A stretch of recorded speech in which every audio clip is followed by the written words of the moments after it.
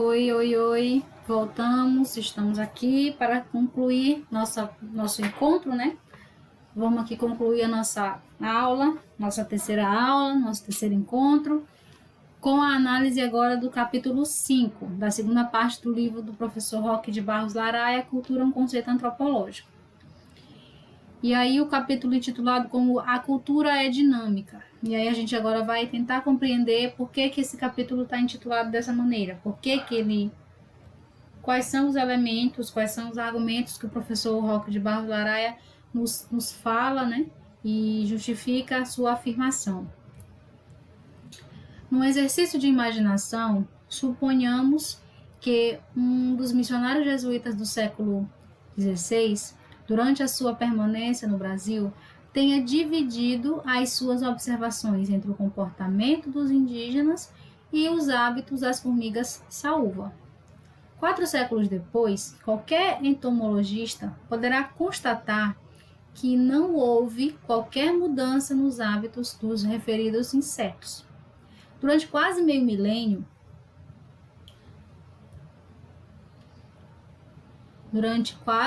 milênio, as habitantes do formigueiro repetiram os procedimentos de suas antecessoras,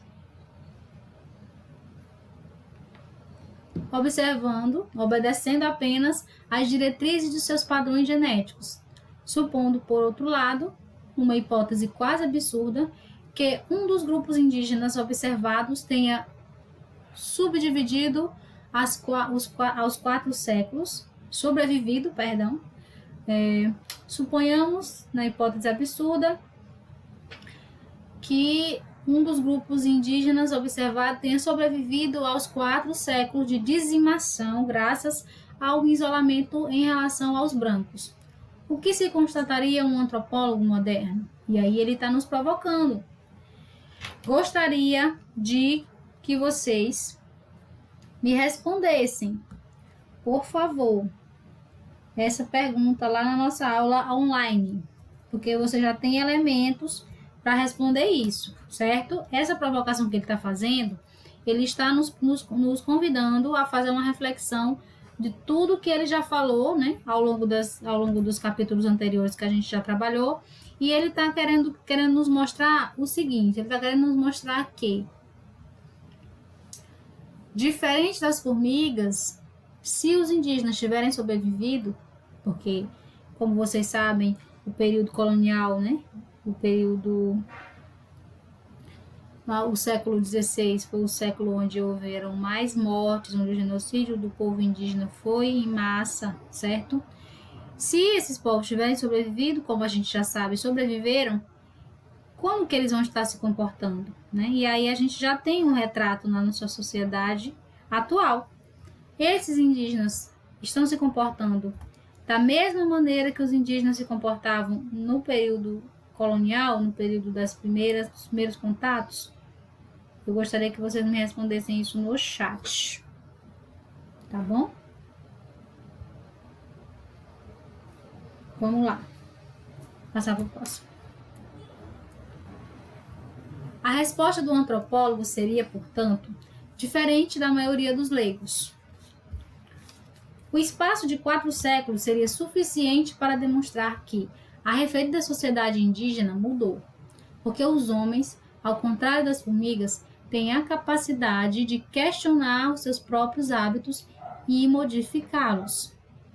O antropólogo concordaria, porém, que as sociedades indígenas isoladas têm um ritmo de mudança menos acelerado do que o de uma sociedade complexa, atingida por sucessivas invasões tecnológicas.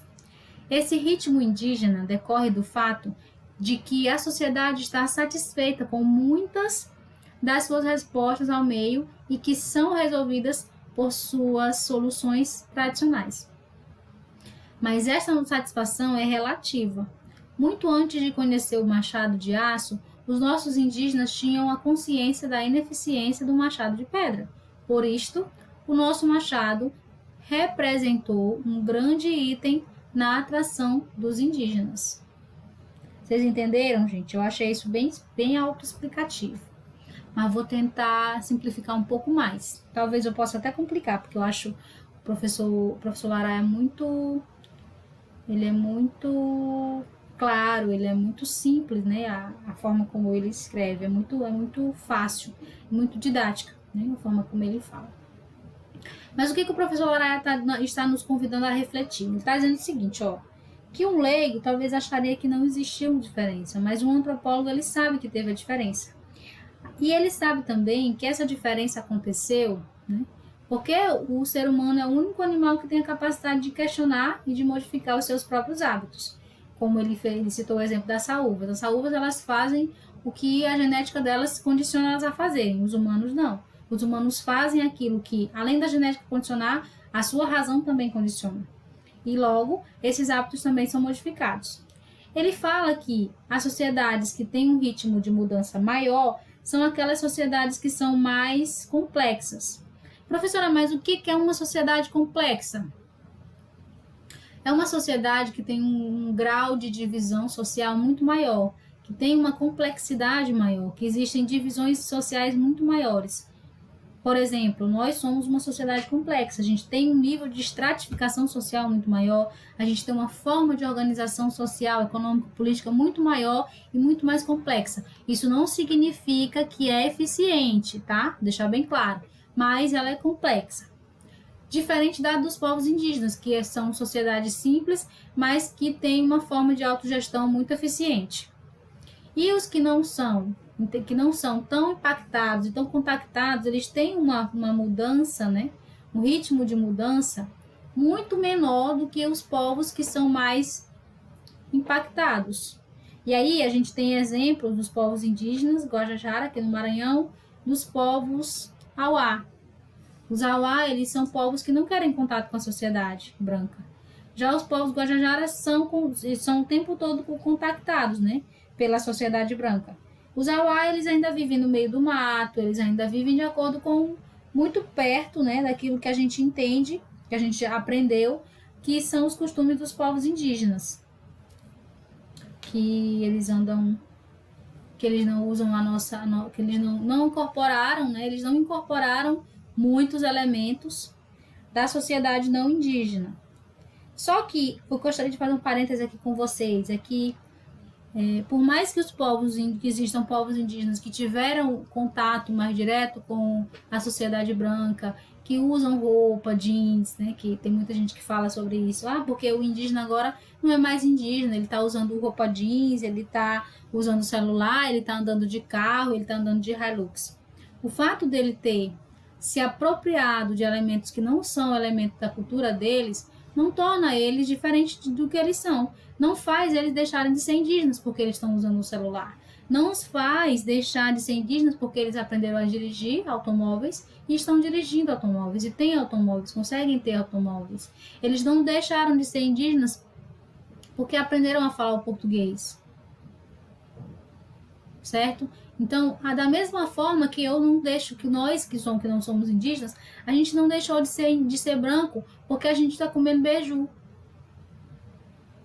A gente não deixa de ser branco se a gente, por exemplo, se fosse para deixar de ser branco porque a gente está usando algo que é indígena, a gente não seria branco porque a gente está habitando territórios que não são nossos, são territórios indígenas. Todo o Brasil, como vocês sabem, né, no ensino médio vocês aprenderam, que o Brasil inteiro era povoado por nações indígenas. E aí o que acontece? Com a dizimação, né, como o professor Laraia falou no slide passado, a dizimação dos povos indígenas ocasionou, né, a redução muito drástica em relação à sociedade nacional desses povos, que embora eles tenham sido dizimados nos séculos XVI, no século XVI, eles ainda resistem, né? Eles ainda existem quanto povos indígenas no nosso Brasil.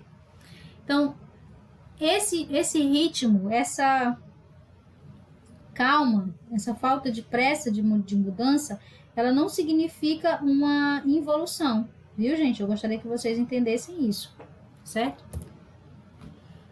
Podemos agora afirmar que existem dois tipos de mudança cultural. Uma que é interna, resultante da dinâmica do próprio sistema cultural, e uma segunda que é resultado do contato de um sistema cultural com o outro. Então, Agora eu acho que vocês vão entender. No primeiro caso, a mudança pode ser lenta, quase imperceptível para o observador que não tem o suporte de bons dados diacrônicos. O ritmo, porém, pode ser alterado por por eventos históricos, tais como uma catástrofe, uma grande inovação tecnológica ou uma dramática situação de contato. O segundo caso, como vimos na afirmação do Manifesto sobre a Aculturação, pode ser mais rápido e brusco.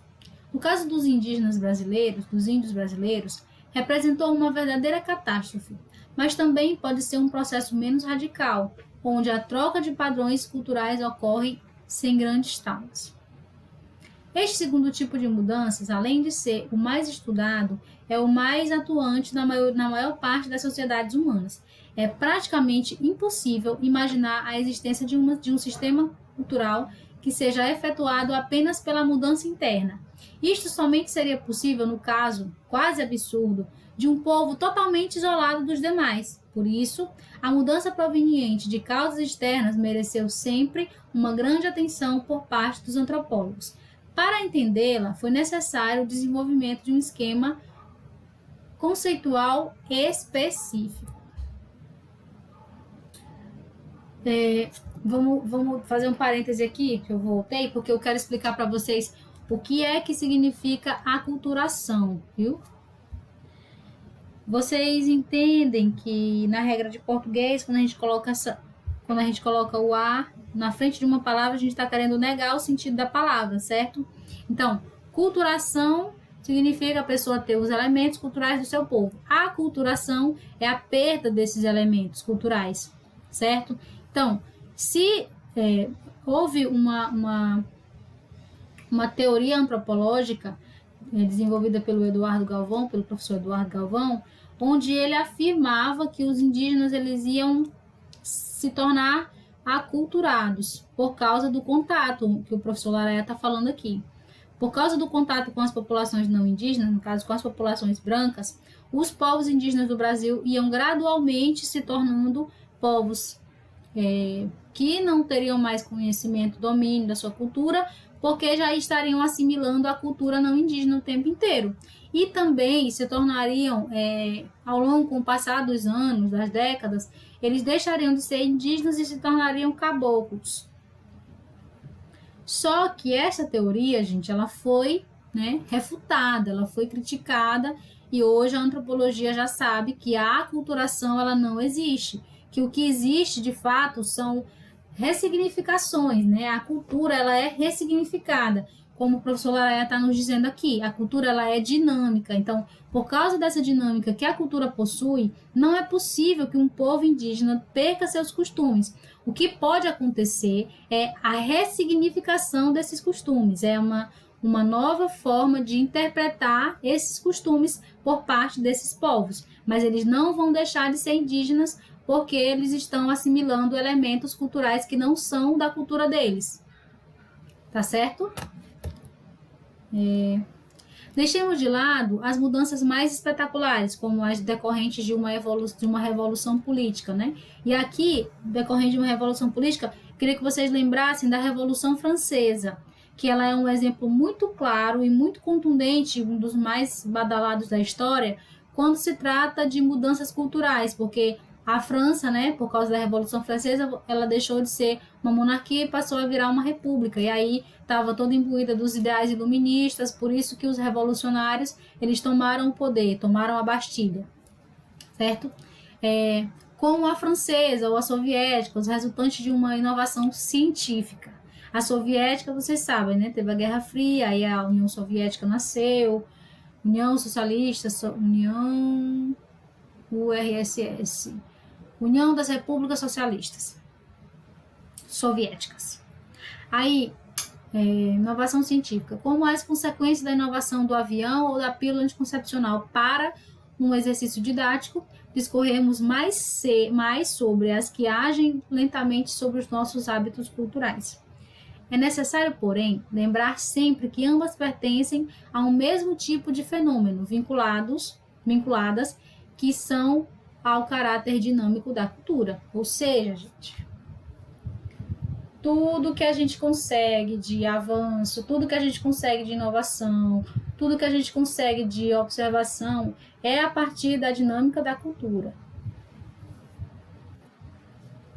E aqui eu gostaria que vocês observassem, eu trouxe esse exemplo de moda porque eu acho que ele nos dá uma clara, nítida e bem, como é que eu posso dizer, bem drástica diferença da moda que existia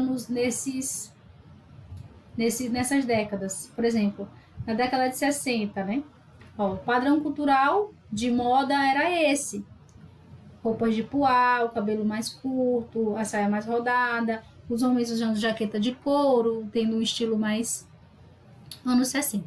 Nos anos 70, a moda hipster entrou em ação, a boca de sino entrou em ação, a calça de cós alto também entrou em ação. Então, as mulheres, elas se vestiam, né, tinham um corpo mais coberto, tanto nos anos 60 quanto nos anos 70.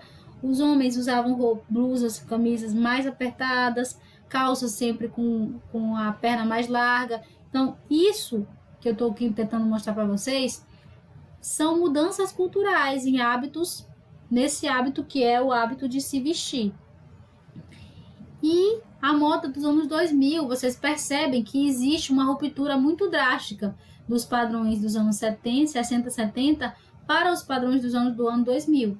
As mulheres, ó, no ano 70, só foram 3 décadas, mas a quantidade de tecido diminuiu drasticamente, as mulheres começaram a mostrar mais os seus corpos, né, suas curvas, e o design da roupa ela começou a mudar, né? E isso aconteceu também com os homens, né? As roupas deixaram de ser tão justas. Eu infelizmente não consegui colocar um exemplo aqui de roupa masculina, mas aconteceu também essa mesma mudança drástica na roupa masculina, que deixou de ser tão apertada, ficou um pouco mais folgada, as calças boca de sino foram deixadas de lado, e as calças agora elas estão seguindo um padrão mais próximo da largura da perna da pessoa, do tamanho da perna da pessoa. Então, o que eu estou querendo que vocês enxerguem aqui com essas imagens? Quero que vocês enxerguem que o padrão cultural dessas imagens, ele sofreu mudanças ao longo das décadas. E a sociedade que fez essa mudança é a mesma sociedade que usa essa roupa nos anos 60, também passou por essas roupas aqui do ano 2000. Certo? Vocês estão conseguindo compreender aí que está tendo essa mudança, que é uma mudança gradual e que em algum momento há uma ruptura. E existe também, gente, se vocês observarem, hoje, dos anos 2020, existe uma nova tendência a voltar as mulheres a se vestir como eram as roupas dos anos 70. Roupa cós alto e tal, o estilo. Eu não entendo muito de moda, mas eu observei na minha pesquisa que a roupa dos anos 70 está muito parecida com a roupa que a gente está usando hoje. Então, gente, o professor Loraya fala o seguinte: o tempo constitui um elemento importante na análise de uma cultura. Porque observar uma cultura de forma diacrônica, você consegue perceber os elementos que foram sendo modificados ao longo do tempo. Se você tem possibilidade de fazer um acompanhamento diacrônico de elementos culturais de uma mesma sociedade, você vai compreender que aqueles elementos eles vão ser significados, tá certo? Concluindo, cada sistema cultural está sempre em mudança. Entender essa dinâmica é importante para atenuar o choque entre as gerações e evitar comportamentos preconceituosos. Da mesma forma que é fundamental para a humanidade a compreensão das diferenças entre povos de culturas diferentes. É necessário saber entender as diferenças que ocorrem dentro do mesmo sistema. Este é o único procedimento que prepara o homem para enfrentar serenamente este constante e admirável mundo novo do porvir. Certo? Então, estar preparado para entender que a cultura tem uma dinâmica e que essa dinâmica da cultura nos possibilita enxergar e compreender essas mudanças da nossa sociedade e também, né, das sociedades que estão ao nosso redor, tendo aí uma postura de não etnocentrismo, né? Na verdade mesmo, de compreensão, mas não a partir do que a gente entende como correto, mas a partir do que a gente pode entender da cultura que está sendo analisada. Não sei se eu me fiz clara. Não podemos, em hipótese alguma, avaliar ou analisar uma cultura a partir daquilo que nós conhecemos por cultura.